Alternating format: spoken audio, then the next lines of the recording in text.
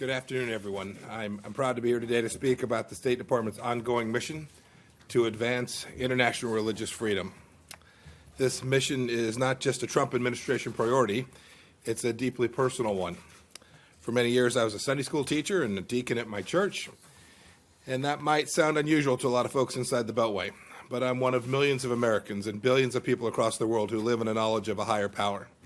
I often humbly reflect on how God's providence has guided me to this office to defend this cause. I think about how, as an American, I've been blessed to enjoy the unfettered exercise of religious freedom, our first liberty here in the United States. But in much of the world, governments and groups deny individuals that same unalienable right.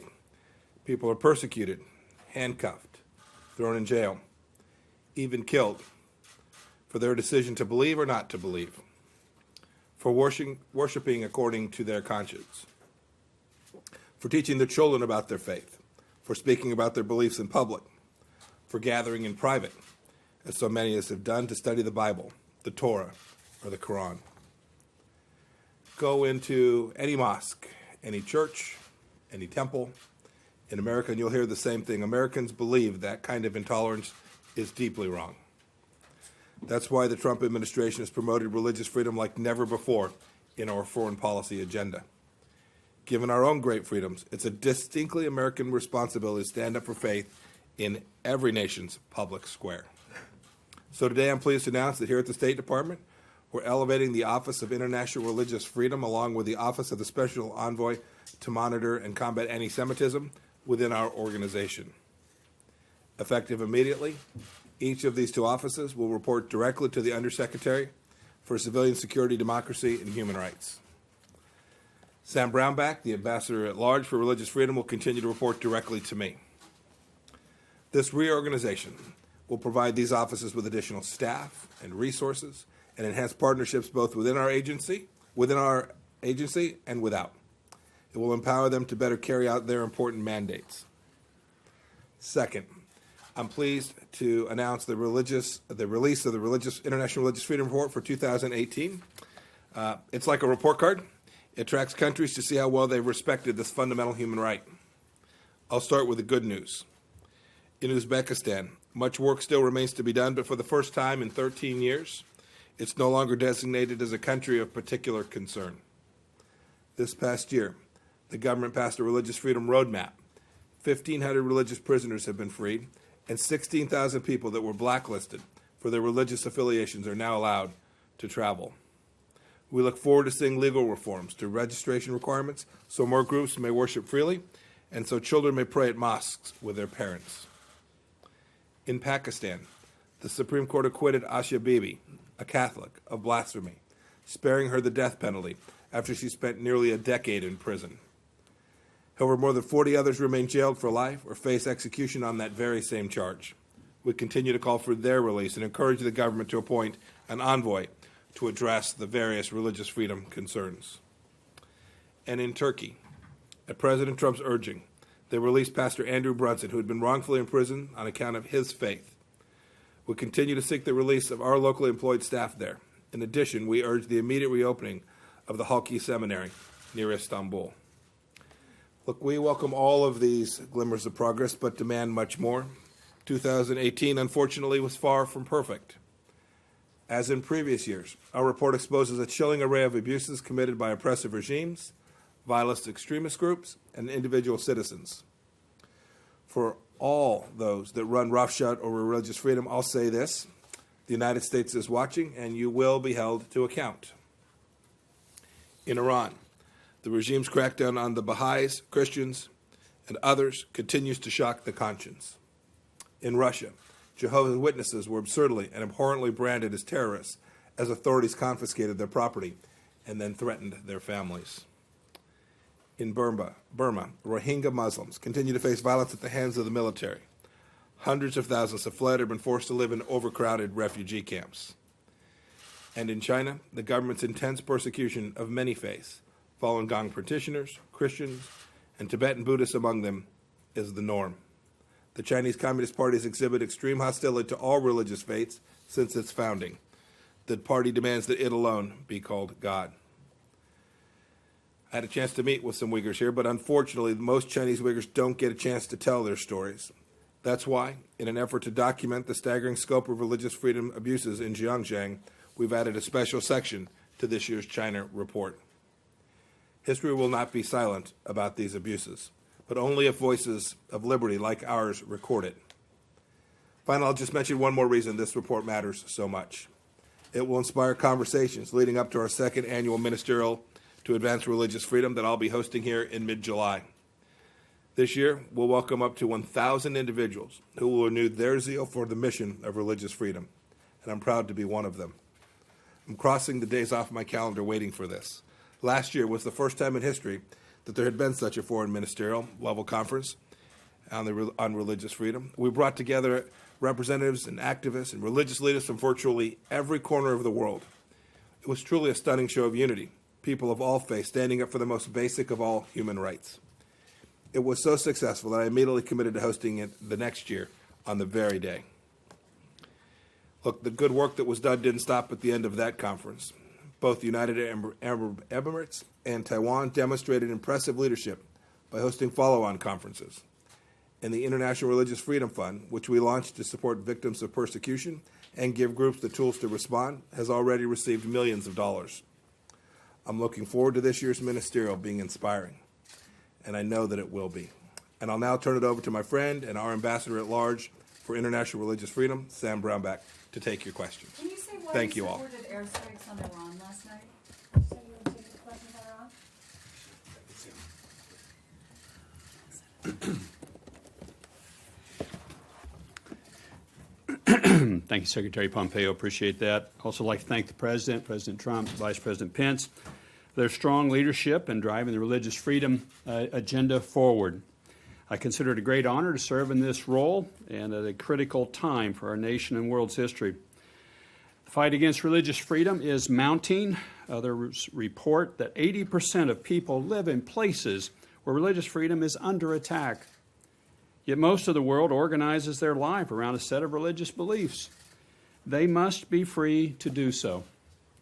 The Trump administration has done exactly what it promised to do about making religious freedom a top foreign policy priority, and it is. We've jumped off the sidelines to fight for people of all faiths. This is because we believe there is no more important a time for the United States to promote religious freedom than now.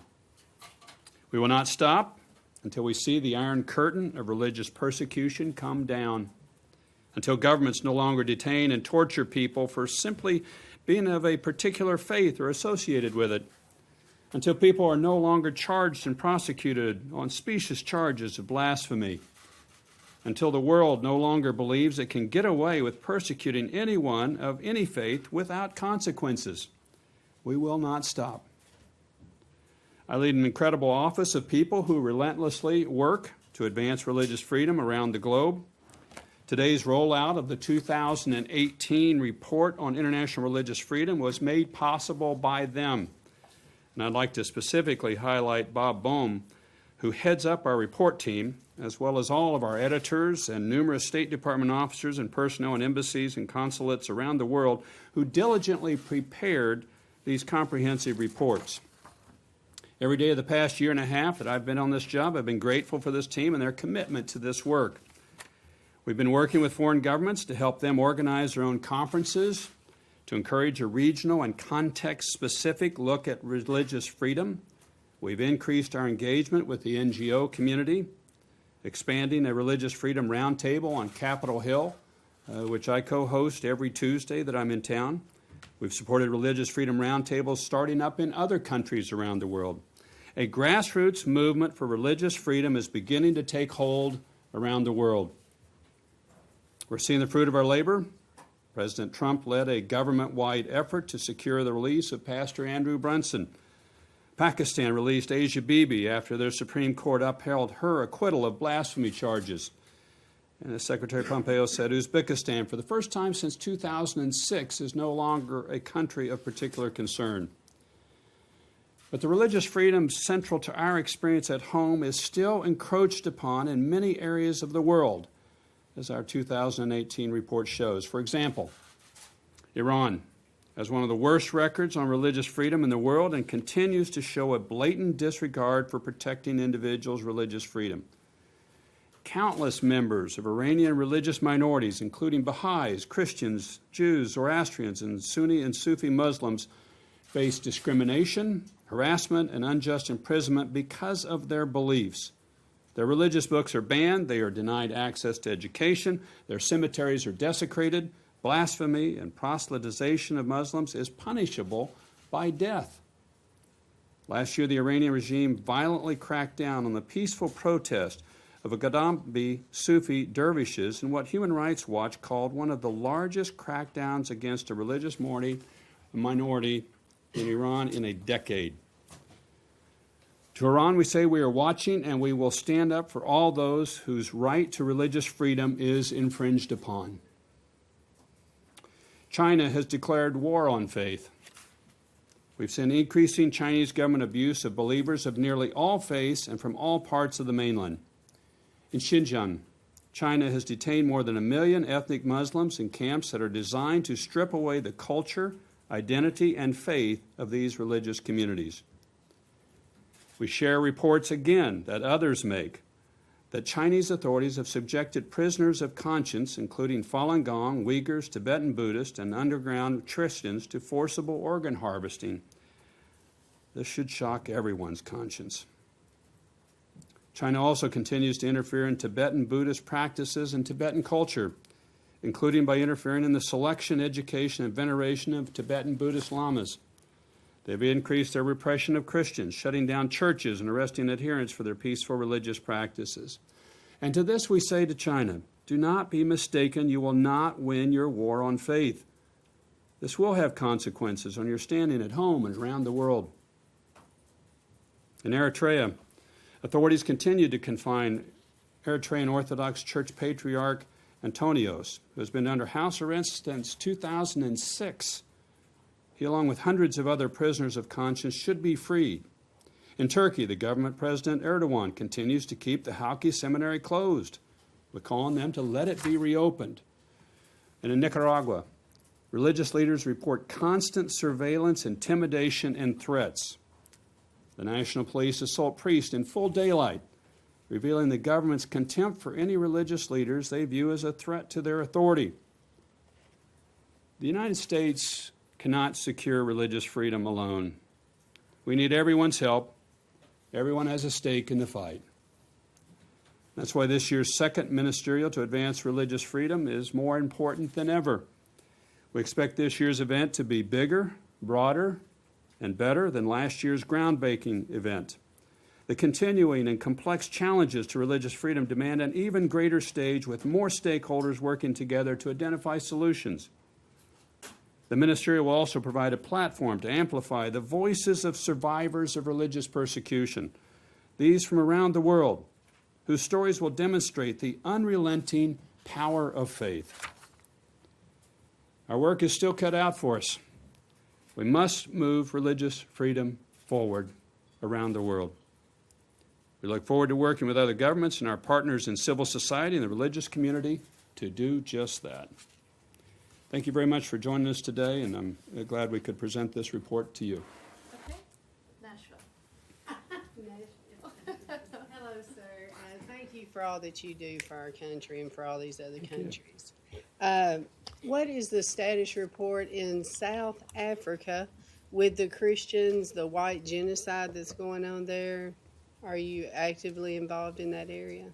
The report covers every country outside of the United States. So the South African piece is reported upon.